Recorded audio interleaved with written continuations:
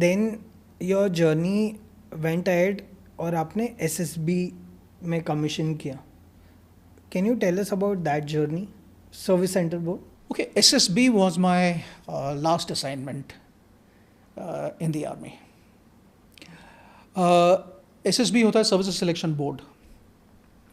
So I was the president of Services Selection Board Allahabad, 19 SSB. So as a president, basically आपका training होता है उससे पहले. You are an interviewing officer. तो SSB का जो लोगो है या जो आप टैगलाइन बोलते हैं वो है मनसा कर्मणा वाचा. मनसा इज़ माइंड, कर्मणा इज़ फिजिकल एक्शन एंड वाचा इज़ स्पीच. ये 3 पिलर हैं एक ट्रायंगल के, या 3 एपेक्स बोल लीजिए एक ट्रायंगल के, जिसके बेसिस के ऊपर आप असेस करते हो एक कैंडिडेट को कि वो आर्मी में, एयरफोर्स में या नेवी में अफसर बनने के लिए फिट है या नहीं है. तो मनसा आपका साइकोलॉजिस्ट चेक करता है, कर्मणा आपका GTO group testing officer check करता है, और वाचा बेसिकली आपका जो फेस टू फेस इंटरव्यू होता है वो इंटरव्यूइंग ऑफिसर करता है. And he is the senior most person, because जब आप सामने किसी से बात कर रहे होते हो तो आपको बहुत चीज़ें देखनी होती हैं. उसकी बॉडी लैंग्वेज देखनी है, आपको उसके अंदर पीप इन करना पड़ता है. So you have to have that kind of experience too. So senior most person. So I was basically an IO और interviewing officer. I was trained in defence institute of psychological research. फिर वहाँ से उसके बाद में हमारा on the job training भी होता है. And he is the one who heads the board. Okay.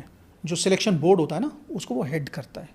तो I was the president of this SSB in Allahabad. So मेरा बेसिक काम ये था, besides interviews, was to ensure that the sanctity of selection is maintained. Okay. देखिए, मैंने आपसे शुरू में ही कहा, डिफेंस सर्विसेज में आप लोगों की ज़िंदगी के साथ डील कर रहे हो. You can not afford to get an officer selected who cannot take the responsibility of lives of people. तो आपको ये चीज़ बड़ी क्लियर समझ में आनी चाहिए, आप गलत आदमी को सिलेक्ट नहीं कर रहे हैं. सो होता क्या है कि तीनों असेसर अपने अपने लेवल के ऊपर बेसिकली 15 आपकी OLQs होती हैं, ऑफिसर लाइक क्वालिटीज़. 15 ये स्टैंडर्ड है. यही 15 जो साइकोलॉजिस्ट हैं वो असेस करता है, यही 15 GTO असेस करता है, यही 15 जो है IO असेस करता है. सो हमारा कॉमन ग्राउंड इज़ 15 क्वालिटीज़. अब इन 15 क्वालिटीज़ को असेस करने के बाद में कैंडिडेट के आने से पहले लास्ट डे जब कॉन्फ्रेंस होती है तो हर एक असेसर अपनी अपनी असेसमेंट देता है. और असेसमेंट में असेसर, जैसे अब साइकोलॉजिस्ट है, वो बोलता है I rate him low in RA मतलब से reasoning ability, I rate him low in social adaptability, I rate him low in courage. तो हम उससे पूछते हैं भाई क्यों, वो अपना रीज़न बताता है. फिर हम GTO से पूछते हैं what do you rate him in, तो कहता है सर देखो ये जो बोल रहे हैं I haven't been able to see this, but मेरे लिए दूसरी कोई क्वालिटी है जिसमें इसने ये बेटर किया या लोअर किया. सिमिलरली वो IO फिर अपना असेसमेंट देता है. तीनों फिर डिस्कस करते हैं कि इस क्वालिटी के ऊपर अगर ज़रा सा भी डाउट है और इन तीनों में से कोई ये कहे कि I am not coming up, candidate को ड्रॉप कर दिया जाता है. We will not take a chance with a candidate even if there is a slight doubt. Reason, वो आदमी कल मेरे जवानों को लीड करेगा बैटल के अंदर, जहां से वापस आना या ना आना 50-50% चांस है. अगर गलत आदमी वहाँ पे सिलेक्ट हो गया, खुद तो मरेगा, मेरे जवान साथ लेके जाएगा, और वो एक्सेप्टेबल किसी को नहीं है. And that is the burden of responsibility which we keep और we take on our this thing, कि ऐसा कहीं नहीं होना चाहिए. एंड गॉड फॉरबिड कभी कभी होता है, कुछ ऑफिसर्स ऐसे निकलते हैं जहाँ दे हैव सुसाइडल टेंडेंसीज, वो प्रेशर नहीं ले पाते, कुछ हो जाता है. ऐसे केसेस अगर किसी ने सुसाइड कमिट किया है वो वापस SSB में आते हैं. ये चेक करने के लिए कि ये क्या हुआ, तुमने ये चीज़ें देखी नहीं थी। देयर बीन केसेस जहाँ इन्वेस्टिगेशंस हुई हैं। So it's a very deep rooted selection system, जहाँ सिलेक्शन परसेंटेज जो है 4 या 5% से ऊपर नहीं होता, इतना भी नहीं होता। 50, 60, 70 का अगर बैच है तो उसमें 3, 4, 5 लोग कहीं कोई सेलेक्ट होंगे।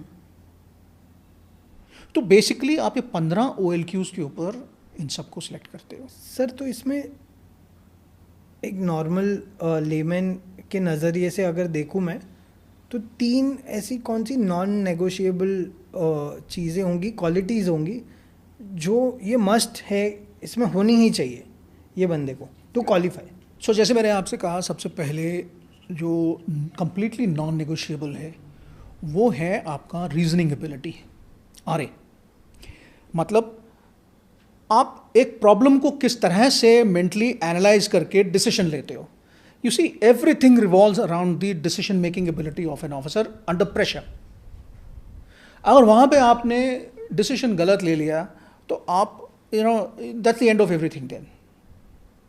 सो you have to be very very clear in your mind कि आपका माइंड प्रॉब्लम को किस तरह से एनालाइज करता है, एनालाइज करके ऑप्शंस जनरेट करता है, ऑप्शंस जनरेट करके उसमें से कौन सी best option keeping the rest of things in mind, आप तो उसी, it's all part of reasoning. अगर आपका RA लो है तो इसका मतलब योर माइंड इज लो। अगर आपका माइंड लो है, उसमें लो हो, तो आप you can't get selected, no way. दूसरी चीज़ जो सबसे इंपॉर्टेंट है वो बेसिकली सोशल अडेप्टेबिलिटी होती है। In the army, air force, navy, there is nothing like it's my way or highway. आपको सुनना है सबको, आपको सबको साथ रखना है, आपको टीम के साथ जाना है, चाहे वो टीम आपकी 3 आदमी होगी, 4 आदमी की क्यों ना हो। Yours is a team work. You are not a gamma, आप हीरो नहीं हो। अगर आप समझो कि मैं रैम्बो हूँ या सिल्वेस्टर स्टैलोन हूँ, भाई साहब आप वो नहीं हो, ठीक है। आप हो सकते हो फिजिकली, आप you be very strong, but you have to work with a team. तो सोशली आप किस तरह से एक्सेप्टेबल हो और आप किस तरह से लोगों को एक्सेप्ट करते हो, वो आपके लिए बहुत एक्सट्रीमली एक्सट्रीमली ज़रूरी है। तीसरी क्वालिटी जो होती है वो हम मानते हैं कि चाहे करेज। अब करेज में 2 चीज़ें आती हैं, एक मेंटल करेज और एक फिजिकल करेज। मैं फिजिकल करेज को बाद में बात करूँगा।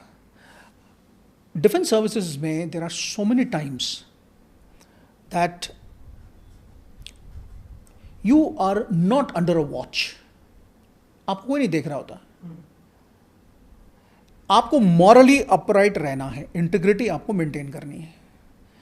अगर आप मॉरली अपराइट नहीं हो, you will never be the right kind of leader who can lead troops to battle. So moral courage होना एक्सट्रीमली इंपॉर्टेंट है। वो अगर नहीं है, इमीडिएट रिजेक्शन है। आप करोड़ों रुपए का प्रोक्योरमेंट करते हो, आप एक मेजर साहब हो, आपके सिग्नेचर के ऊपर काम होना है। अब आप सोचो, आपके ऊपर क्या प्रेशर होंगे, कोई नहीं देख रहा आपको, क्या प्रेशर होंगे आपके ऊपर। और साथ में फिर फिजिकल करेज। फिजिकल करेज तो आपको चाहिए, बिकॉज आप जब आप बैटल में जाते हो या आप कहीं भी जाते हो, सो अगर आप डरपोक हो तो आप हाउ विल यू आपको पूरी की पूरी जो लोग हैं ना, वो आप इंड्यूस कर दोगे डर लोगों में, फियर इंड्यूस कर दोगे, तो वो तो फेलियर है। तो ये 2 टाइप के करेज जो हैं ये बहुत इंपॉर्टेंट होते हैं। सो क्वालिटीज़ 15 की 15 इंपॉर्टेंट है, बट आउटस्टैंडिंग क्वालिटीज़ इनमें कोई नेगोशिएबल चीज़ है ही नहीं। ये 3 क्वालिटीज़ में कुछ भी नेगोशिएबल नहीं है। Sir, do you rank our recruitment system the best amongst the top 3 countries? There is no doubt this is the deepest rooted selection system so far as the defense services is concerned. I'm not saying कि इसमें problems नहीं है, हम इसको review भी करते रहते हैं, इसको इम्प्रूव भी करते रहते हैं, बट जो बेसिस है वो बेसिस साइंटिफिक बेसिस है। यू नो, आपने दिमाग टेस्ट किया, आपने एक्शन टेस्ट किए, और आपने साइकोलॉजी टेस्ट की, आपने एक्शन टेस्ट किए और आपने स्पीच टेस्ट की कि आप बोल क्या रहे हो, आप कन्वे कैसे कर रहे हो, आप कम्युनिकेट कैसे कर रहे हो। कई लोग बहुत अच्छे लोग होते हैं बट बात नहीं कर पाते, बात करते करते हकला जाते हैं। This is a sign of, I am sorry but then it's a sign of weakness. So far as troops is concerned, जवान के सामने अगर आपने ऐसा कुछ किया, वो कॉन्फिडेंस लूज कर जाएगा वो, कि यार ये साहब को खुद तो भरोसा है नहीं अपने पे, आप ऐसे आदमी को नहीं खड़ा कर सकते सामने। I am sorry but then that's how it is. Sir एक मैंने रिसर्च किया था कि एसएसबी इलाहाबाद को ऐसे बोला जाता है कि it's one of the rejection centre, क्या ये बात सच है? नहीं, ऐसा कुछ नहीं है। लोग मांगते हैं कि SSB Allahabad is rejection centre, but then मैंने आपसे बोला कि it is the biggest selection centre. सबसे ज़्यादा एसएसबी के बोर्ड्स वहाँ पर हैं। भोपाल में भी नहीं है इतने, और बाकी जगह भी इतने बोर्ड्स नहीं हैं। तो हो सकता है वहाँ बोर्ड ज़्यादा है तो आपको लगता होगा कि रिजेक्शन ज़्यादा होता है, बट देन ऐसा कुछ नहीं है। सिलेक्शन सिस्टम सेम है सब जगह।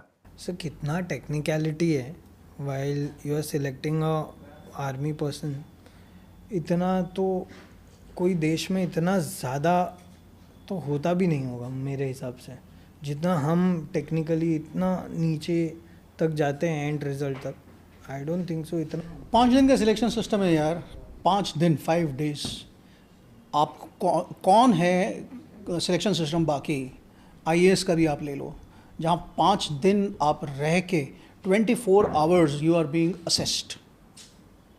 आपको लगता है कि आप लाइंस में हो, वहाँ पे लाइंस मतलब जहाँ पर रह रहे हो वहाँ पर आप फ्री हो, आप खाना खा रहे हो वहाँ फ्री हो, you are being assessed everywhere. आपकी हरकत, आप क्या कर रहे हो, आप किस तरह से कर रहे हो, किस तरह से आपने दोस्त बनाए हैं, किस तरह से आप वहाँ तैयारी कर रहे हो, हर चीज़ अंडर सर्वेलेंस है।